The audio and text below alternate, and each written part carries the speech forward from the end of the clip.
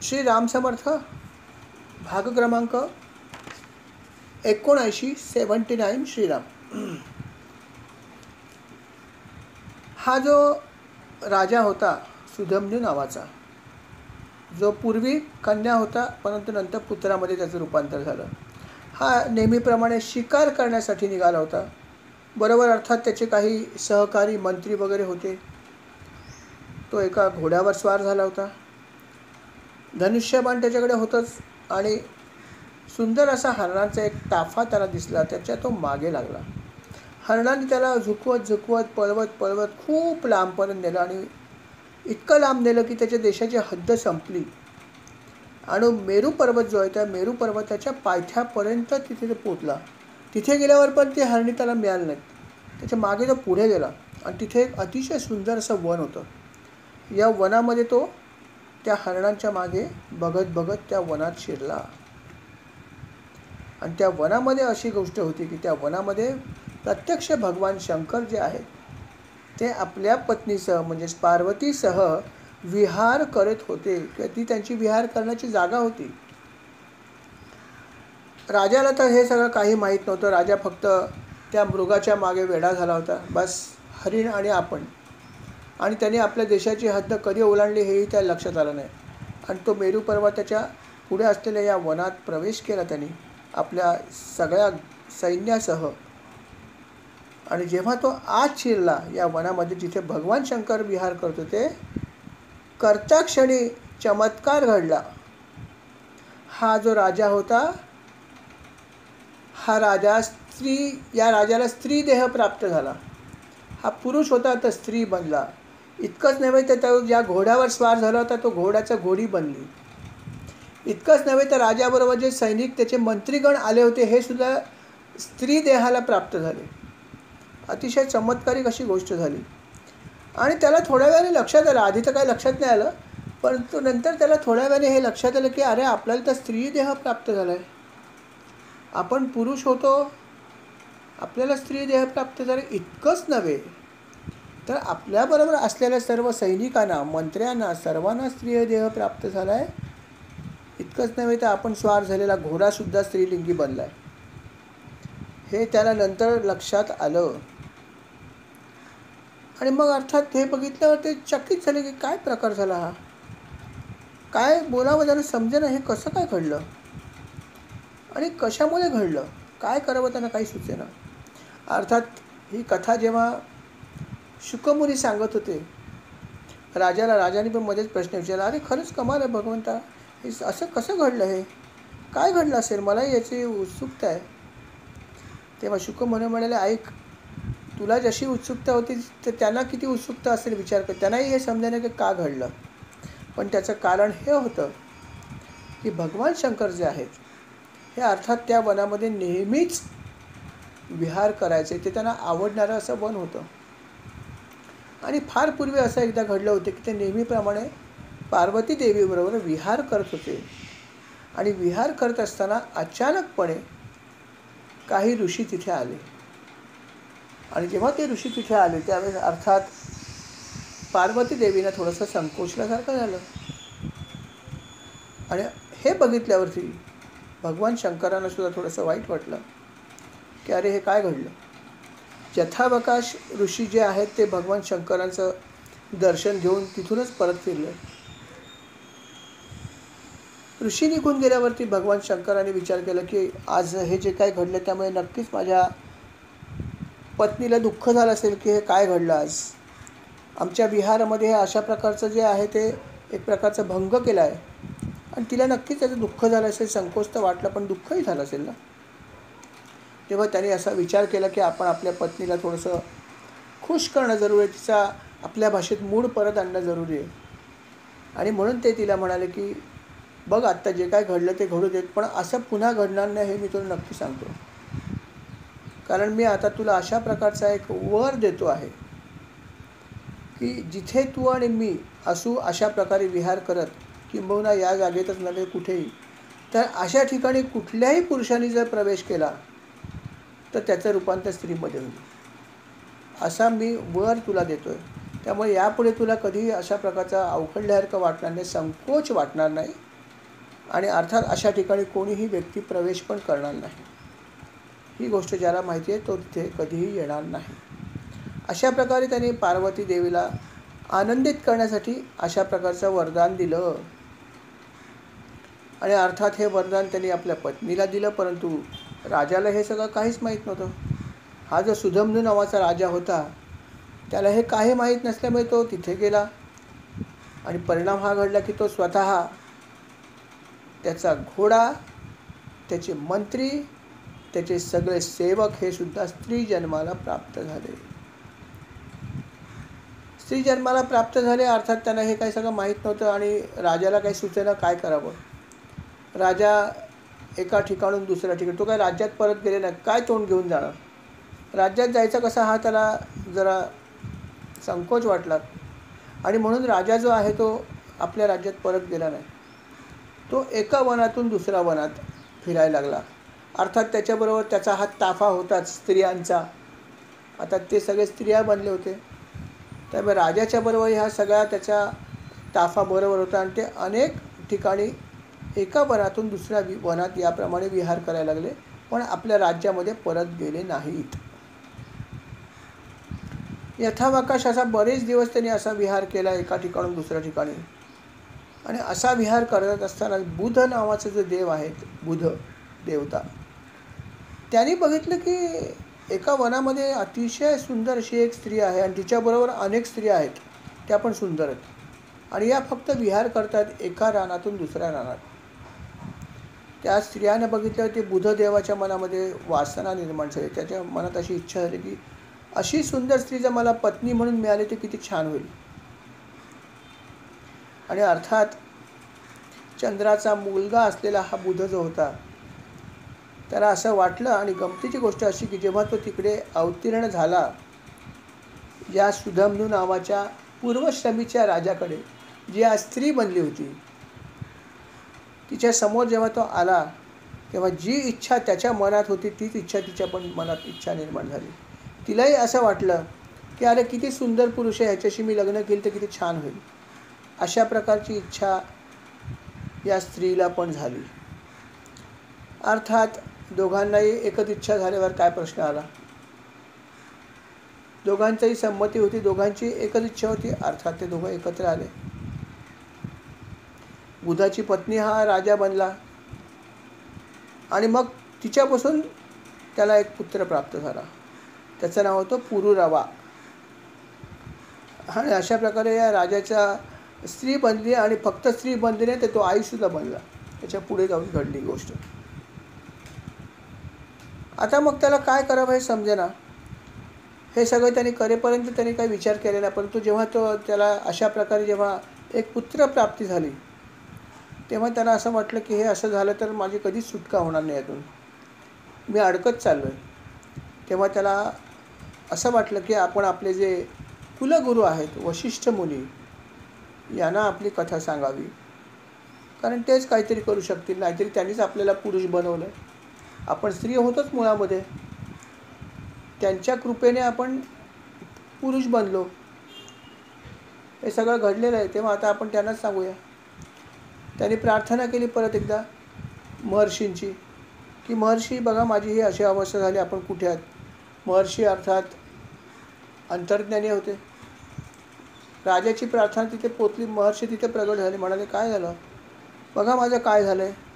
तुम्ही मला विष्णूंकडून वरदान मिळवून हे सगळं केलं, परंतु आता मी इथे परत आल्यावरती या रानात गेल्यावरती मला परत स्त्री जन्म प्राप्त झाला आहे. म्हणजे बघा ते किती वेळा स्त्री झाला, किती वेळा पुरुष झाला. पहिल्यांदा त्याचा जन्म होणार होता, तो पुरुष जन्म होणार होता, परंतु मागणी स्त्री जन्माची झाली, स्त्री बनला. परत वशिष्ठ मुनींच्या प्रार्थनेमुळे भगवंताने त्याला पुरुष बनवलं. सुधम्नू राजा बनला. सुधम्नू राजा बनला, परंतु या ठिकाणी तो या रानात प्रवेश केल्यावर परत स्त्री बनला. स्त्री बनल्यावरती बुधाने त्याच्याशी लग्न केलं आणि आता परत एकदा तो वशिष्ठ मुनींकडे आणि म्हणाला महाराज बघा माझी काय अवस्था झाली. वशिष्ठ मुनींना फार वाईट वाटलं, अरे हे काय झालं, एवढं सगळं केलं आणि परत स्त्री बनला, आता काय करावं, काय उपाय करावा म्हणजे त्याला परत आपल्याला पूर्ववत बनवता येईल. मग त्यांनी असा विचार केला की हे जे घडलं आहे ते कोणामुळे घडलं आहे? भगवान शंकरांमुळे घडलं आहे. आता त्यांनाच आपण विचारूया काय करायचं. ज्यांनी हे केलं किंवा ज्यांच्या वरामुळे घडलं आहे तेच काय करू शकतील ते माहीत नाही, असा त्यांनी विचार केला आणि अर्थात भगवान शंकराची त्यांनी आराधना करायला सुरुवात केली. भगवान शंकराची त्याने आराधना केली. भगवान शंकर, भोळे शंकर म्हणतात ना, प्रसन्न झाले. म्हणाले, बोल तुला काय वर पाहिजे. अजिबात विचार केला नाही की काय मागेल. सरळ सांगितलं, तुला काय वर हवाय बोल. आनंद झाला त्याला की असं म्हणलं म्हणजे अजून काय पाहिजे. म्हणाला की बाबा एवढंच आहे की हा जो राजा आहे, हा राजा आपल्याच कृपेमुळे स्त्री बनलेला आहे. आपण जिथे विहार करतो त्या वनात त्याने चुकून प्रवेश केला आणि याला स्त्री जन्म प्राप्त झाला. तेव्हा याच्यावर आपण कृपा करावी आणि त्याला परत एकदा पुरुष बनवावं. भगवंतसुद्धा असे होते. भगवंत म्हणाले काय हरकत नाही, तू मला वर मागितलं असेल, मी आजच म्हणाले तुला काय पाहिजे बोल, त्यामुळे माझा शब्द मी पूर्ण करणार. ठीक आहे म्हणे, हरकत नाही. हा जो राजा आहे, जो आज स्त्री आहे, हा परत पुरुष होईल. पण माझा वर असाही फुकट जाणार नाही. जे काही मी पार्वती देवीला वचन दिलं ते पण राहिलं पाहिजे ना. आणि तुलाही शब्द दिला तर तेही पूर्ण व्हायला पाहिजे. मला ह्यातलं सुवर्णमध्ये गाठायला लागेल. कारण जर हा कायमस्वरूपी पुरुष बनला तर चालणार नाही. त्याचबरोबर ह्याला स्त्री ठेवून पण चालणार नाही. आणि म्हणून मी असा वर देतो की हा तुझा जो यजमान आहे, वशिष्ठ मुनीने म्हणाले, हा जो तुझा राजा आहे, हा 1 महिना पुरुष राहील आणि 1 महिना स्त्री राहील. त्याच्यामुळे काय घडेल की पार्वती देवीला जो शब्द मी दिला आहे माझ्या पत्नीला, तो शब्द पण पूर्ण केल्याचं समाधान मला राहील. त्याचबरोबर तुलाही मी शब्द दिला आहे की काय वर हवाय बोल, तोही पूर्ण होईल. हा 1 महिना पुरुष राहील, 1 महिना स्त्री राहील. आणि आता त्याला म्हणून जाऊन खुशाल जे काय ते पृथ्वीचं पालन कर.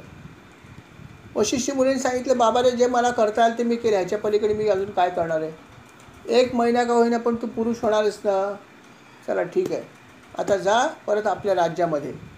आता तुला मागे जायची काय तुला भीती नाही ना, आता तू पुरुष बनले, जा आता. अर्थात राजा आनंदाने परत आपल्या मूळ जागेवर गेला, पृथ्वीवर गेला. ते राज्य त्याने ग्रहण केलं आणि व्यवस्थित, राजा तर चांगला होताच, तो व्यवस्थित राज्य ग्रहण करून छान प्रकारे पृथ्वीचं राज्य करायला लागला. पण 1 महिना झाल्यावर त्याला परत स्त्रीत्व प्राप्त झालं. स्त्रीत्व प्राप्त झालं आणि त्याचा परिणाम थोडा घडलाच. स्त्रीत्व प्राप्त झाल्यावरती ती जी प्रजा होती त्याच्या मनातला जो पहिला आदर होता तो कमी झाला. ते म्हणाले, काय हा राजा आहे का आमचा? अरे ही तर स्त्री आहे. आणि म्हणून त्यांच्या मनात जो आदर थोडा होता तो कमी झाला त्याच्याविषयी. पण 1 महिन्याने परत तो राजा बनला पुरुष. अर्थात या गोष्टीमुळे प्रजाजन जे आहेत त्यांच्या मनात काही आदर राहिला नाही. प्रजेने म्हणले हा आमचा राजा होऊच शकत नाही, हा कसला राजा आहे, हा कधी स्त्री असतो कधी पुरुष असतो, हा आमचा राजा नाही आहे, अशा प्रकारची भावना त्याच्या मनात राहिली. त्यामुळे प्रजेच्या मनातून तो उतरला. राजाची याच्यामध्ये काहीच चूक नव्हती, पण हे जे काही घडत होते ते प्रजेला मान्य नव्हतं. अर्थात राजाने या सगळ्या गोष्टीचा काही विचार केला नाही. राजा आपला म्हणाला की जे घडलं ते घडलं, आपण आपल्या पद्धतीने राहूया. आणि त्यांनी मात्र तिथे राज्य केलं. यथावकाश त्याला परत 3 पुत्र झाले. अर्थात पुरुष असताना. स्त्री असताना ऑलरेडी पुत्र झालेच होते. जेव्हा बुधाशी त्यांनी लग्न केलं होतं स्त्री असताना तिकडेही त्याला पुत्र झाले होते, त्याच्या आधीही झाले होते. आणि आताही परत त्याला जेव्हा तो पुरुष परत बनला तर त्याला 3 पुत्र झाले. त्यांची नावं होती उत्कल, गय आणि विमल, असे 3 पुत्र त्याला झाले. आणि अर्थात ते यथावकाश नंतर राजे पण झाले दक्षिणेकडचे. असं त्यांनी बरेच वर्ष राज्य केलं. यथावकाश जेव्हा वृद्धापकाळ त्याला आला तेव्हा त्याने विचार केला की आता आपण वानप्रस्थाश्रमात प्रस्थान करावं, हे बरं होईल, आपल्यासाठी हीच जागा उचित आहे. आणि मग त्याने आपला जो पुत्र होता पुरुरवा याला बोलवलं आणि म्हणाला की बाबा रे, आता माझं वृद्धत्व आलं आहे, आता पुढचा भाग तुला सांभाळायचा आहे. परत माझी ही अवस्था अशी, मी कधी पुरुष असतो कधी स्त्री असतो. आणि ही तर अवस्था माझी अशीच राहणार आहे, त्याच्यामध्ये काय सुटका नाही आहे. तेव्हा आता तू हे राज्य ह्याच्या पुढे सांभाळ आणि मला तपश्चर्या करण्यासाठी जाऊ दे. अर्थात पुत्र जो होता तो चांगला होता पुरुरवाजाचा. तो म्हणाला, जशी तात आपली आज्ञा असेल तसं आपण करावं. आणि त्याप्रमाणे त्यांनी राज्य जे आहे ते स्वीकारलं. आणि राजाने मात्र ठरवल्याप्रमाणे वानप्रस्थाश्रम स्वीकारला आणि तपश्चर्या करण्यासाठी तो वनात निघून गेला. राजा हा जो सुधम्य होता हा वनात गेला. तो तपश्चर्याला बसला. तेव्हा जो वैवस्वत मनु जो होता त्यांनी परत तपश्चर्या सुरू केली.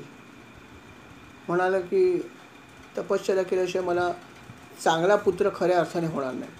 आणि म्हणून त्यांनी परत 100 वर्षे तपश्चर्या केली. अर्थात तपश्चर्येनंतर भगवंताची कृपा झाली आणि मग त्याच्यामुळे त्याला अजून 10 पुत्र प्राप्त झाले. त्यातला सर्वात जो मोठा होता त्याचं नाव होतं इक्ष्वाकू. हा त्याचा ज्येष्ठ पुत्र होता. त्याला अनेक पुत्र झाले, जसं म्हटलं 10 पुत्र झाले. त्यातला एक जो पुत्र होता त्याचं नाव होतं पृषध्र. पृषध्र विचित्र नाव होतं. आणि अर्थात याचे सर्वांचे गुरु जे होते ते वशिष्ठ होते. कुलगुरूच होते सर्वांचे. आणि कुलगुरू हा नेहमी एकच असतो. आणि त्याप्रमाणे त्यांचे वशिष्ठ गुरु जे होते ते तिथे होते. वशिष्ठ मुनी नेहमीच वेगवेगळ्या प्रकारचे यज्ञ करायचे. राजाला करायला सांगितले आणि राजा करायचा. अर्थात यज्ञासाठी नेहमी गाईचं गरज लागायची. आणि यज्ञात जेव्हा असायचा त्यावेळेस वेगळ्या प्रकारचे धेनू जे आहेत त्या राजा आणायचा आणि त्यांचा वापर करून तो यज्ञ करायचा. असाच एकदा त्यांनी यज्ञ करायचं ठरवलं होतं आणि काही विशिष्ट प्रकारच्या धेनू त्याने आणल्या होत्या. धेनू त्याने आणल्या होत्या आणि अर्थात आणण्याचं काम वशिष्ठ मुनीने केलं होतं. त्यांना माहीत होतं कुठल्या प्रकारचे धेनू आणावेत, कुठून आणाव्यात. त्या सर्व त्याने धेनू आणले आणि म्हणाले की आता यज्ञ आपण करणार आहोत. या गायींचं महत्त्व आहे या यज्ञामध्ये. तेव्हा यज्ञाला सुरुवात होईपर्यंत जो काही काळ आहे त्या काळामध्ये या धेनूंचं रक्षण करण्याची जबाबदारी तुझी. असं या वशिष्ठ मुनीने या पृषध्र नावाच्या पुत्राला हे सांगितलं, जो मनूचा मुलगा होता.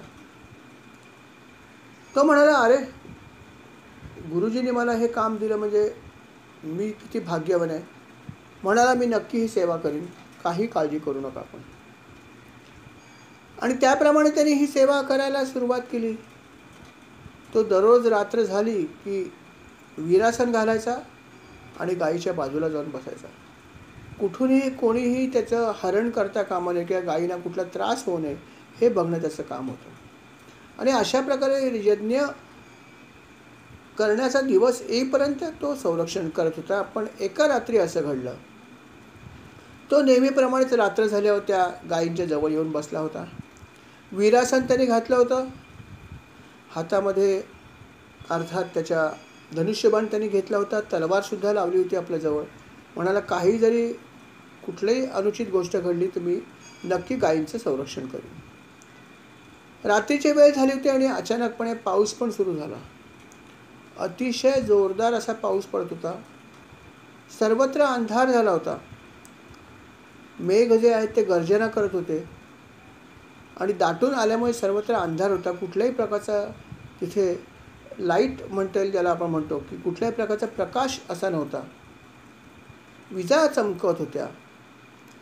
आणि त्याच वेळेस या गायींना खाण्यासाठी एक वाघ जो आहे तो गायींचा वास घेऊन जो आहे तो तिथे आला, जवळच आला.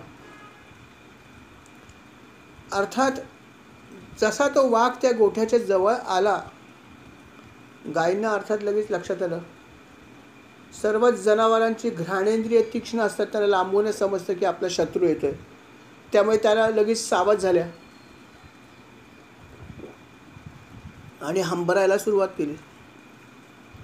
हंबरायला सुरुवात केल्यावरती त्या गायी अर्थात बांधलेल्या होत्या त्यांना दावणीला.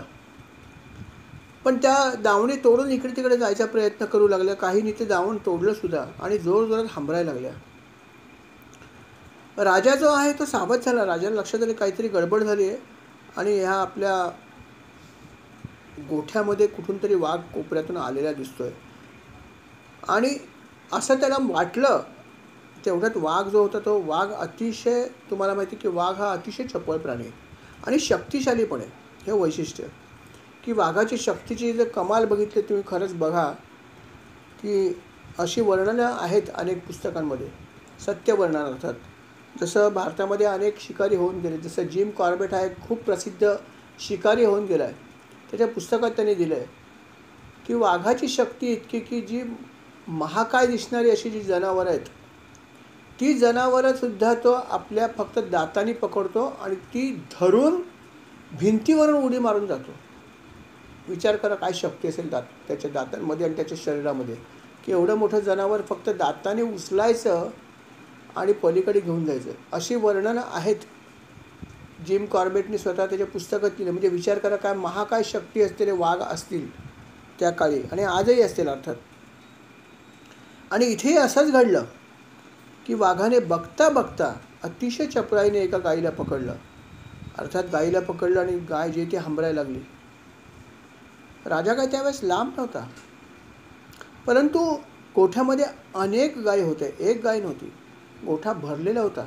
प्रचंड असं हे जागा होती आणि वेळ पण रात्रीची होती आणि त्यामुळे त्याला नीट दिसत नव्हतं की कुठे वाघ आहे आणि कोणाला पकडलं, त्याला काही दिसेना. आणि गाय तर हंबरते जोरदार, कारण तिला वाघाने पकडलं होतं. त्यामुळे ती जोरात हंबरत होती आणि तिचा आक्रोश जो आहे तो ऐकवत नव्हता कोणाला. राजाला समजेना काय करावं, त्याला काय नीट दिसत नाही. कुठली गाय आहे काय त्याला समजेना. एवढ्या मोठ्या गोठ्यामध्ये खूप लांब लचक प्रचंड असा तो गोठा होता. आणि घाई गडबडीमुळे त्याने एक विचार केला की आता मला काही करून वाघापासून सोडवायचं आहे. आणि म्हणून त्यांनी थोडासा गांगरलेल्या आवाजामध्ये हातामध्ये तलवार घेतली आणि त्याने ती चालवली. त्यामुळे त्याला काही डोळ्यांनी दिसत नव्हतं. मिट्ट काळोख होता. फक्त अंदाजाने त्याने ही तलवार जी आहे ती चालवली. पण अंदाजाने जी तलवार त्याने चालवली, त्या तलवारीच्या वारामुळे वाघाला काहीही न होता चुकून गाईचं शिर उडवलं गेलं. ॲक्सिडेंटली झाली ही गोष्ट की चुकून त्याने तलवार फिरवली आणि वाघ न मरता गाईचाच मृत्यू झाला. अर्थात तलवारीचा थोडासा वार आहे तो वाघालाही लागला, पण वाघाला तसं काही झालं नाही. फक्त वाघाचा एक कान तुटला, पण गाईचं मात्र शिरच उडून गेलं आणि अर्थात गाईला मृत्यू आला. पुरुषद राजाला काही नीट समजलं नाही काय झालं, परंतु नंतर त्याच्या लक्षात आलं की अरे उलटं घडलं, विपरीत घडलं. आपल्या हातून वाघाला मृत्यू न येता आपण तर गायीची हत्या केली आहे. गाईला आपण पवित्र मानतो. गाईच्या पोटात 33 कोटी देव आहे असं मानलं जातं आणि या गायीची हत्या आपल्याकडून झाली म्हणल्यावर त्याला अतिशय दुःख झालं. म्हणाला काय हे माझ्याकडून घडलंय, मी काय करायला गेलो आणि काय घडलंय, महापापच घडलंय. आता काय करायचं. मुद्दाम तर मी केलेलं नाही आहे, पण घडलं तर आहे, पाप तर घडलंय. आता काय करायचं. अर्थात वशिष्ठ मुनीने त्याला काम दिलं होतं की बाबा रे तू रक्षण कर गायींचं. मी रक्षण नाही केलं, गायीला मीच मारलंय. माझं काम तर मी केलं नाही, वरून मी त्याच्या विपरीत कर्म केलंय. जे सांगितलं त्याच्या उलटं केलं. मी त्या गायीला मीच मारून टाकलं, वाघाने काहीच नाही केलं. म्हणल्यावर आता हे काय करायचं. ती भयानक अपराध घडलाय. अर्थात अपराध तर घडला होता. भीतच त्याने वशिष्ठ मुनीने सांगितलं की गुरुवर्य, माझ्या हातून एक चूक घडली आहे. आपण मला रक्षण करण्यास सांगितलं होतं गोधनाचं, परंतु मी ते नीट करू शकलो नाहीच. वरून माझ्या हातूनच एक गोहत्या घडली. अनावधानाने घडली, पण घडली आहे. वशिष्ठ मुनींना खूप राग आला. ते म्हणाले तू कसला क्षत्रिय आहेस, तुला एक छोटंसं काम मी दिलं ते पण तुला करता नाही आलं. अरे असा कसा तू, ज्याचं तुला मी रक्षण करायला सांगितलं त्याचाच तू वध केलास. एका पवित्र गाईचा वध केलास, जिला आपण आणलं होतं का तर यज्ञ करण्यासाठी तिची मदत घेणार होतो आणि त्या एका गाईचा तू वध केलास. आता कसा यज्ञ कर्म करणार? तू तर पाप केलंस. या ठिकाणी प्रचंड पापाची घटना घडली आणि ते पाप तू केलंस. तो म्हणाला, पण गुरुवर्य मला काहीही सांगू नकोस. तुझी कुठलीही कारणमीमांसा इथे मला चालणार नाही. तू अपराध केला आहेस की नाही एवढंच मला सांग. गुरुजी, ही गोष्ट बरोबर आहे ना? मग संपला विषय. का केलास, कसा घडलास हे मला सांगू नको. तुझ्या हातून कर्म चुकीचं घडलेलं आहे आणि जर तू कर्म चुकीचं केलं तर त्याचं फळ पण तुला मिळणार आहे. लक्षात ठेव.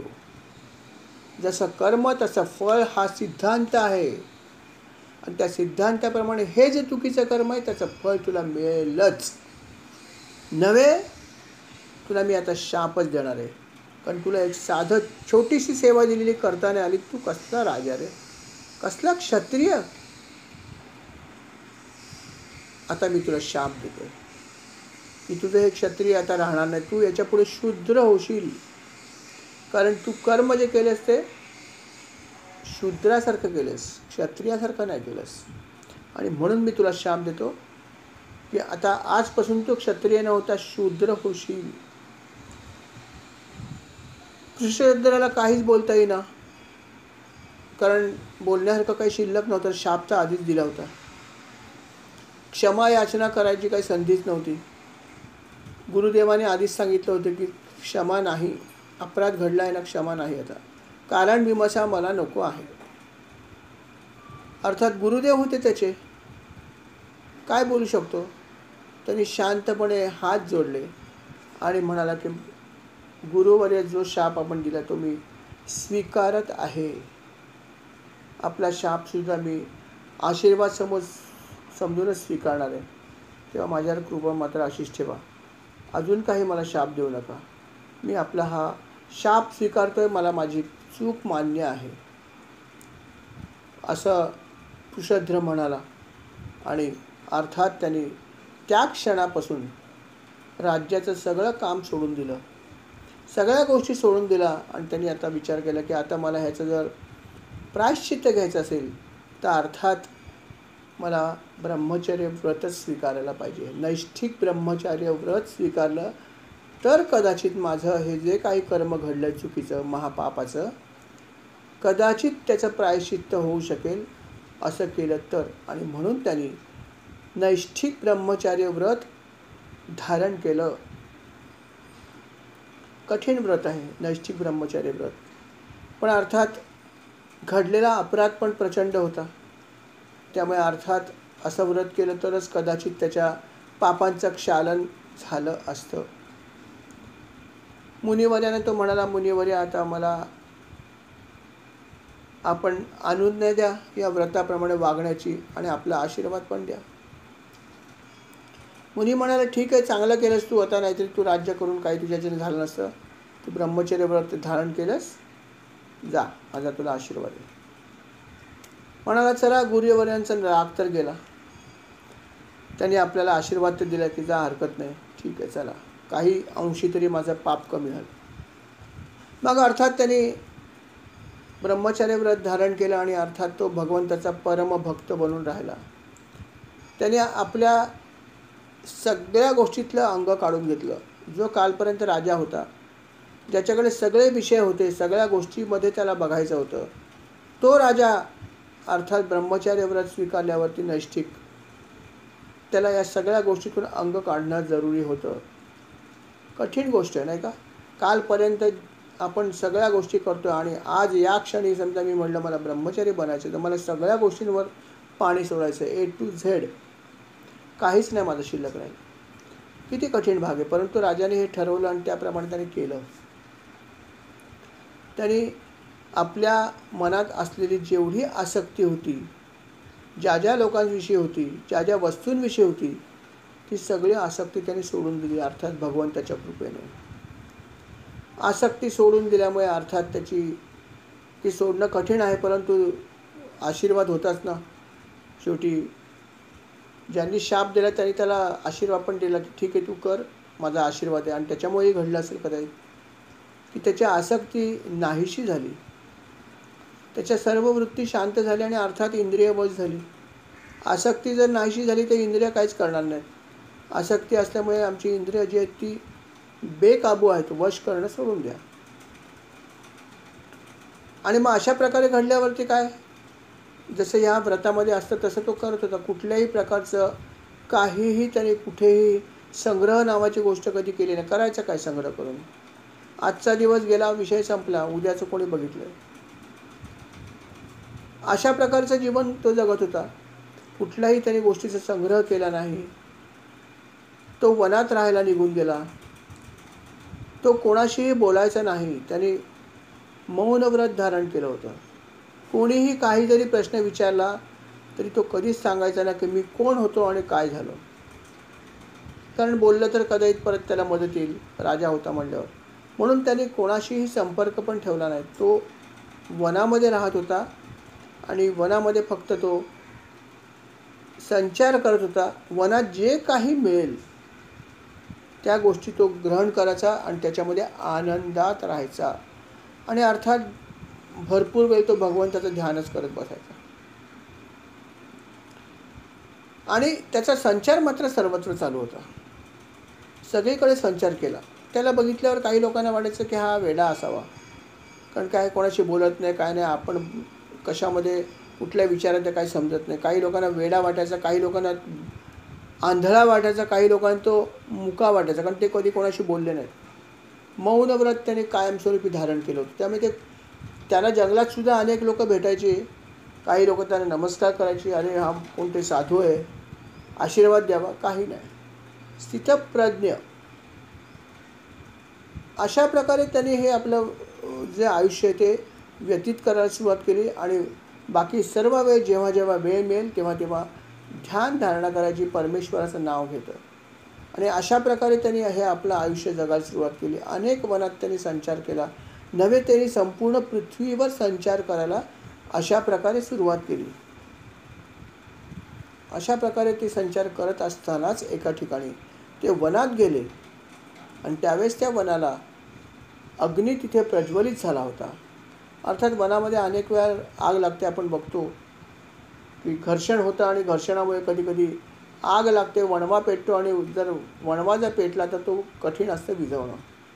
आणि वनामध्ये बऱ्याच वेळा अर्थात पेटतो, तो ॲक्सिडेंटली पेटतो. अर्थात काही लोक मुद्दाम पण त्याचा फायदा घेऊन वणवा पेटवत असतात, का तर त्यांना लाकडं मिळावीत, अजून काही हेतू असतील. परंतु वनामध्ये वणवा पेटणं ही काही मोठी नवीन गोष्ट नाही, असं नेहमीच घडत असतं.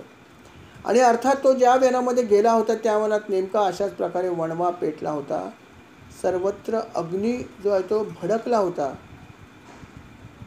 तेव्हा राजाने विचार केला की इथून आता कुठेही आपण न जाता, आपण ज्या ठिकाणी आज बसलो आहोत, ज्या ठिकाणी आपण परमेश्वराचं ध्यान करत बसलो आहोत, ती जागा न बदलता आपण इथेच बसून राहूया. अग्निदेवाला त्याचं काम करतोय, मी माझं काम करतो, असा विचार त्यांनी केला. आणि अर्थात इतका अग्नी भडकलेला असताना सुद्धा आणि अग्नी पुढे पुढे येत असताना सुद्धा राजा जो आहे तो आपल्या जागचा हलला नाही. राजा जो ध्यान करत भगवंताचं बसला होता तो तसाच ध्यान अवस्थेत बसला. आणि अर्थात यथावकाश अग्निदेवतेने त्यालाही वेढून टाकलं. परंतु राजा टसकी मस झाला नाही. आणि राजा जो आहे तो भगवंताचं स्मरण करत राहिला, ध्यान करत राहिला. आणि यथावकाश अग्नीने त्याला सुद्धा जळून भस्म करून टाकलं. परंतु जरी अग्नीने त्याला भस्म केलं तरी पण तो त्याचा हेतू साध्य झाला. कारण त्याच्या मनामध्ये कुठल्याही प्रकारची वासना शिल्लक नव्हती, कुठल्याही प्रकारची आसक्ती त्याच्या मनामध्ये शिल्लक नव्हती. आणि अंतकाळी सुद्धा तो परमेश्वराचं ध्यान करत होता. आणि अर्थात अशा प्रकारे त्याने ध्यान केल्यामुळे त्याला उत्तम गती मिळाली, यात शंका नव्हती. अशा प्रकारे हा जो राजा होता पृषद, अशा प्रकारे ह्याचा हा अंत झाला. परंतु शेवट जो आहे तो त्याला खरंच चांगला झाला की त्याला परमगती शेवटी प्राप्त झाली.